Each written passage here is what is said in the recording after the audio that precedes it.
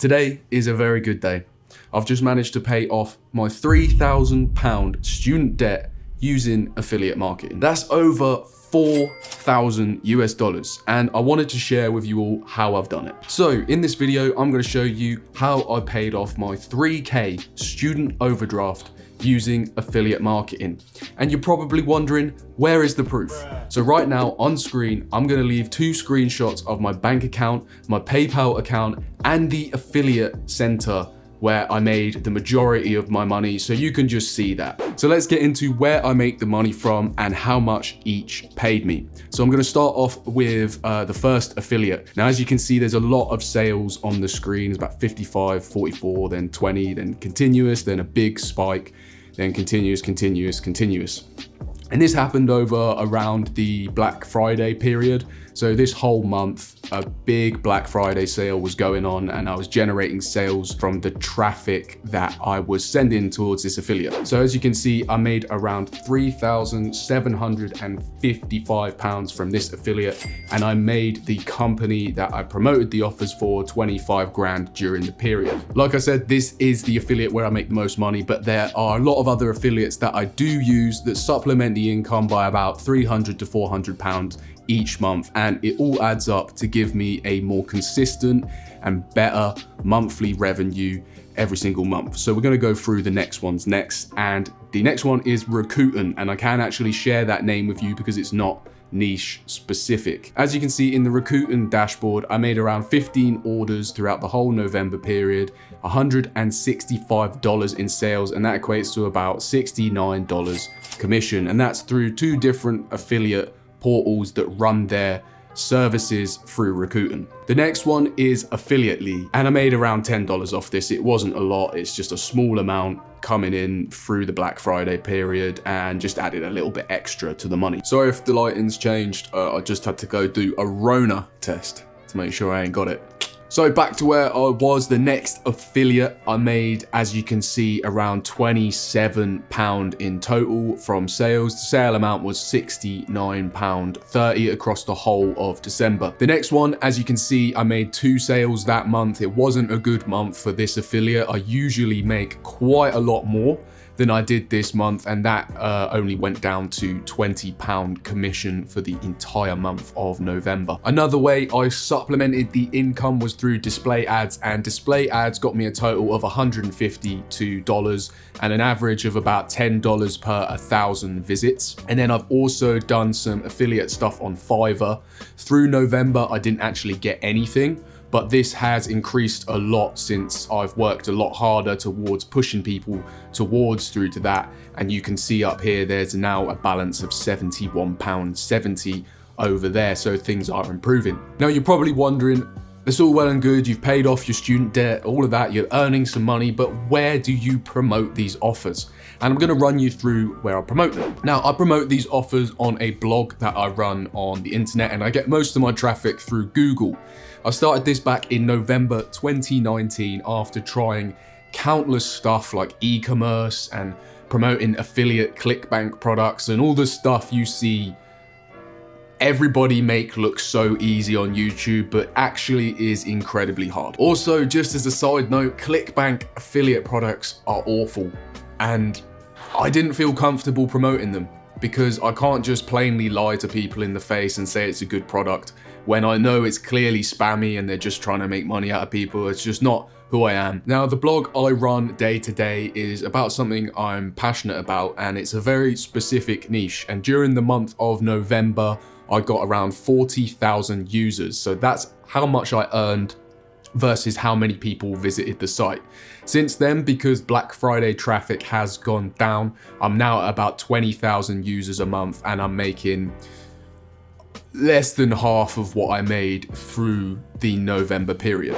Now, here's where I'm pretty lucky, because although it's something I'm passionate about, I didn't actually research it before. And I'm lucky in the fact that the niche is actually very monetizable, and a lot more monetizable than I thought it was. It could have gone pretty wrong if this wasn't the case. So if you are thinking of starting any kind of affiliate journey, I would do your research beforehand, because a lot of people aren't lucky like me and just out of the hat pick a niche that is monetizable. So make sure it's got some way to monetize it. So is that affiliates? Is that display ads? What purpose are you solving and what pain are you solving for people searching on the internet?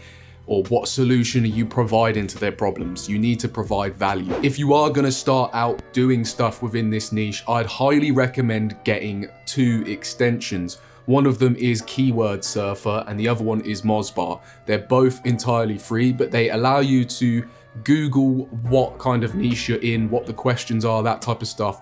Check the search volumes, check the competition, and they also allow you to see what other people are doing and how they're monetizing their blog, and then you can kind of figure out a way to monetize your own blog from looking at all this data. So really do your research before starting anything in affiliate marketing. Now, as I mentioned before, the main way I make money is through promoting affiliate offers on my blog.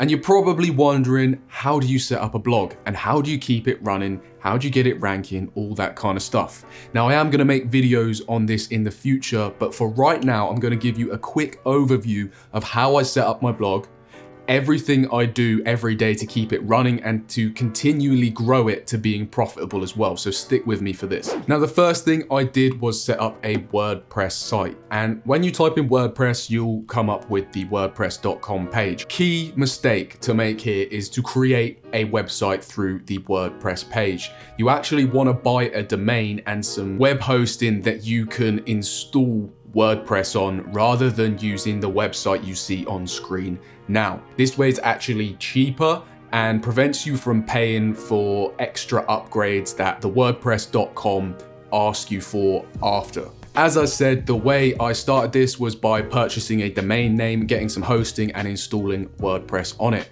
So where do you get a domain name from?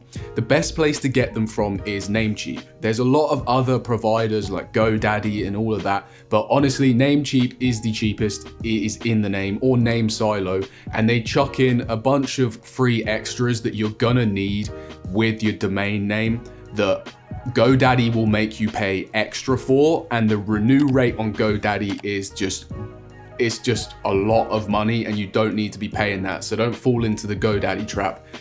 Get one on Namecheap. Now, you're also going to need somewhere to host that domain and host all the content that you put on it and install WordPress on.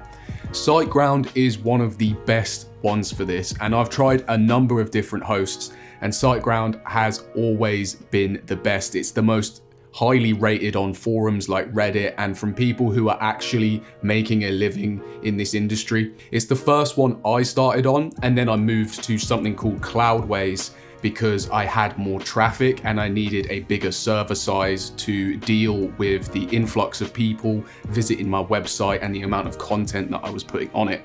So if you're starting out, I would recommend SiteGround, and then if you're going to go on to anything larger and you start to build and scale your website, I would go for Cloudways. Both are very affordable services and you're going to get a lot of bang for your buck. SiteGround's got amazing support and so does Cloudways. Honestly, the amount of times I've broken my website and I've been on the Cloudways support and they've helped me within a matter of 5 minutes fix my website and go back to earning money is insane, and I would completely recommend them any day of the week. The next thing I did to set up this blog was install WordPress. Now, I'm not going to show you how to do that because there's tons of videos online that show you start to finish processes from scratch, and I will link one that helped me massively below. But after installing WordPress, I basically bought a theme. Now, you can use the free themes that are provided with WordPress upon installation, but I just find a professional theme for the look and feel and usability experience of your users on your website just works a lot better. Now, after building out the site with a couple of menus and an about section, terms of service, and just, filling out all the necessary things you need to run a site and business and be legal with it, I then decided to fill it with content. The content part of your website is going to be the hardest and longest part. And there's a couple of things I wish I'd have known before starting a blog. One of them is the sheer amount of content you are going to have to produce. There's just no way around it. You're going to have to produce a lot of high quality content consistently to rank in Google's search engines. To give you an example of what I do, I aim for around 10 articles a month above 1,500 words. Now that is going to change depending on what the competition is and kind of how many words they've used in their articles and what I need to write about.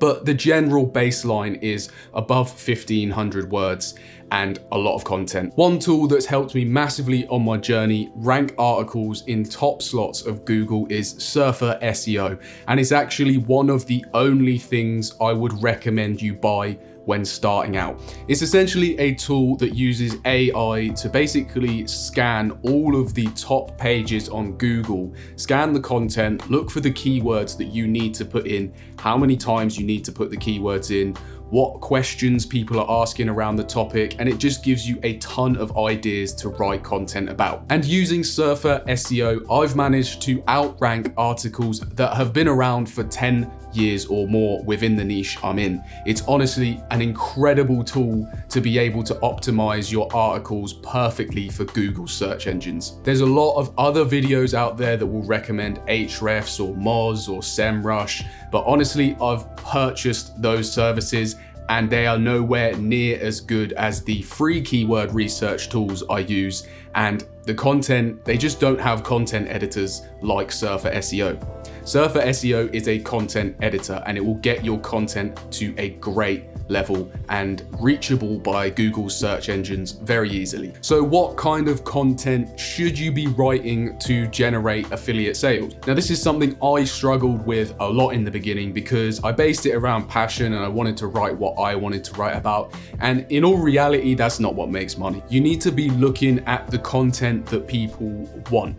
So search into your competitors and have a look at what kind of things they're writing about and what's doing well for them. Then after you found out what's working well for them, take that title as an idea but hone it in. So if they've written about best pens 2021, for instance, you could write about best pens for left-handed people in 2021. The whole idea of this is to get something that's already working and people are searching for, but maybe your competitor hasn't gone for the completely precise left-handed version, and maybe you can rank for that instead of them. Then once you start ranking more and more, Google picks up your site a bit more and more, and then you can go for higher competitive terms. Then from this article, you could put in product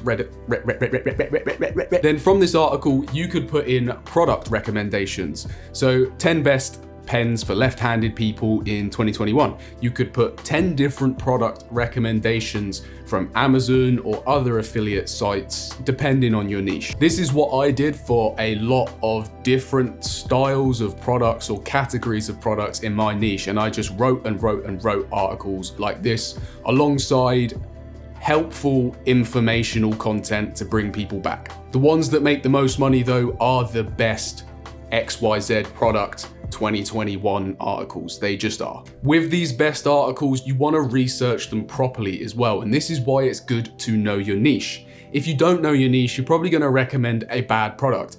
And from my experience in running all this stuff, people can smell the bull a mile off. With so many e-commerce sites opening up, drop shipping Chinese stuff for 300% more than they bought it for, people are waking up to this kind of stuff and they're not falling for it anymore. If you want your articles to work, you need to provide value to people. You need to actually be helpful towards people and give them a real kind of roundup of which product is the best, who is it best for, which one is the best for beginners, which one's the best for advanced, which one's the best for people with left hands. Only left hands. They've been the right hand's been amputated. But basically, to wrap it all up in a nutshell, this is how I made my money. I started a blog around something niche specific I was passionate about and knew about. Then I wrote articles that provided value towards people, and I wrote a lot of them. And I mean a lot of them. There were days where I was doing 1,500 words a day. And that's, I don't know how many words that is a week, but at current, as I'm talking, I have over 150,000 words published on the website. That's equivalent of 15 university dissertations on the website. It's a lot of content. aiming to make 25 pieces of content. Now, if you consistently do this and you consistently provide quality content, Google is eventually going to pick up your website. And this is the same with YouTube videos, with Instagram and things like that. If you're consistent and you keep going and providing value towards your audience, there is no way that it's not going to get picked up by the algorithms. As long as you're providing a solution to people's problems that is better than the solution that is already available. Anyway, that is it for this video. Thank you so much for watching. If you do have any comments, please leave them below. I'll do my best to answer all of them. I'm happy to share my experience with you guys and help you move further in your journey to, you know, stopping your job or just having a little bit of a side income, because it's cool to do something like that. And if you did find this video useful, please hit the subscribe button, hit the notification bell, because I'm going to be bringing a lot more useful content for affiliate marketers in 2021. Thanks so much for watching. See you later.